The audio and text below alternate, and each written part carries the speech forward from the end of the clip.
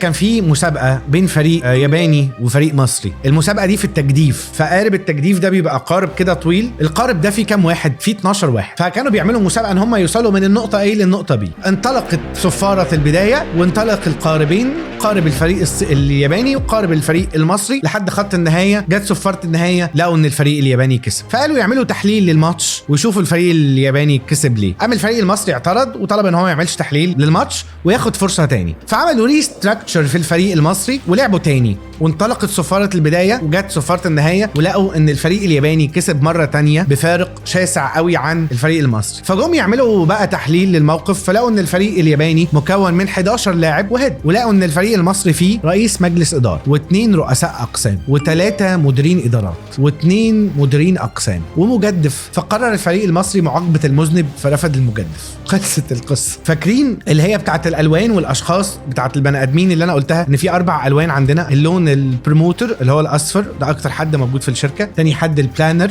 اللي هو بيعرف يخطط. تالت حد البرودكتور اللي هو بينفذ. اللي أنا قلته يبقى فيه أقل عدد منه في الشركة. ده ما ينفعش يكون على سكيل البيزنس بتاع التجديف مثلا. ما ينفعش يكون أنا شركة فيها 15 واحد قاعدين في الشركة هم بيعملوا بلاننج وبيعملوا بروموشن وبيعملوا وعندي واحد بس في الفيلد، وهو مش هيجيب نتيجة. المفروض لما بستارت اب بيزنس او انا في تشالنج المفروض العكس. المفروض كلنا نبقى ان فيلد، كلنا نبقى تحت، كلنا نبقى برودكت، كلنا نبقى منفذين، كلنا نبقى بنساعد بعض عشان نكبر، عشان مبقاش في واحد فوق هو اللي بيعمل البلاننج، او يبقى في واحد فوق هو اللي بيعمل البلاننج، واحد فوق هو اللي بيعمل البروموشن، لكن الباقي ده اون جراوند، الباقي على الارض بيفايت عشان يكسب، بيفايت عشان يجيب نتيجه. فانت بتعمل ستراكشر في التيم بتاعك وانت بتبدا لازم تفكر في الناس اللي تحت. طبعا لازم تفكر في الناس اللي فوق اللي بيعملوا بالبلان والستراكشر، بس اهم في الناس اللي في الحرب. هو مين اللي بيحارب؟ ما فيش 17 واحد قاعدين في المكاتب، واحد بس عجبها، هنخسر يا بيه، هناخد على وشنا.